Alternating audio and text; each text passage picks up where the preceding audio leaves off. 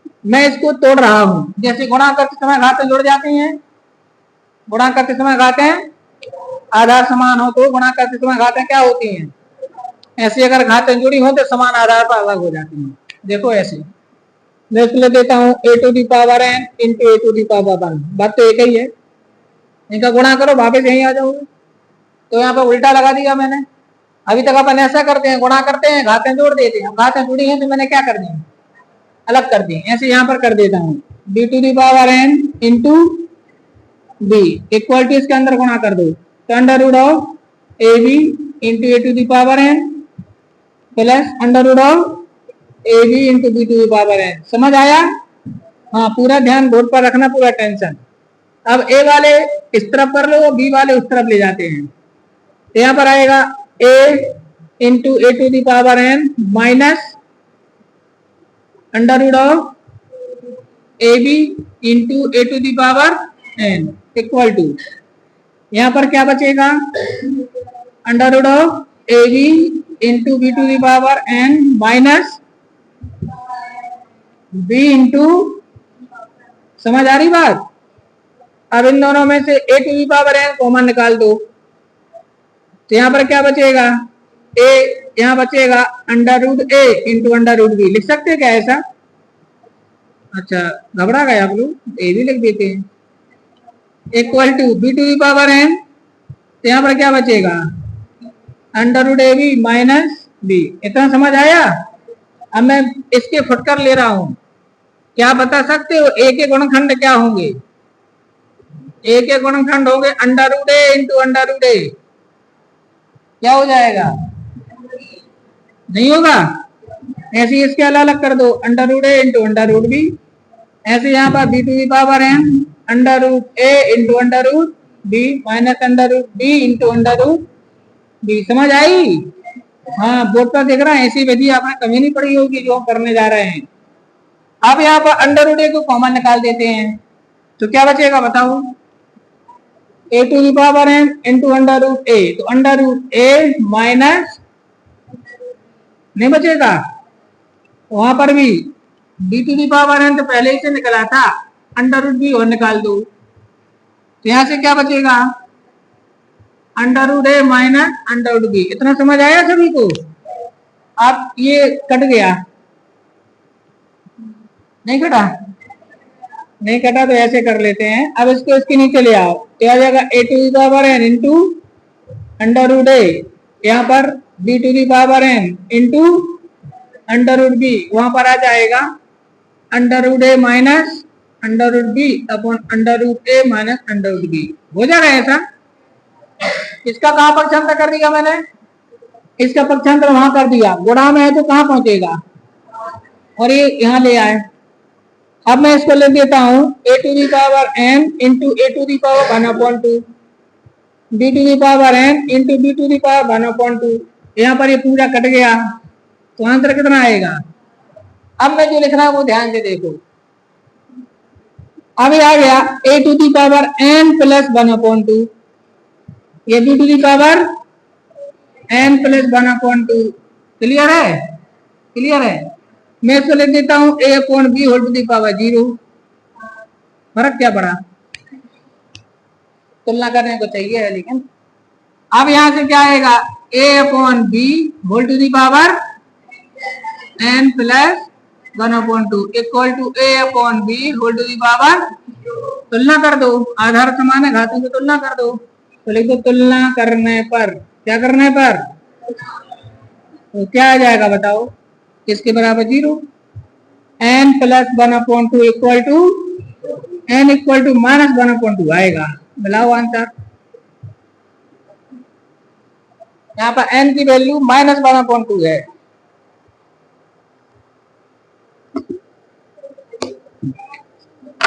तुम्हें क्या लग रहा, मैं पहले लगाया मिलाया बाद में कराया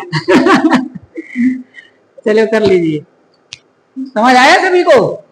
तो बहुत कुछ इसमें अपन को नया टाइप का करना पड़ा है ना।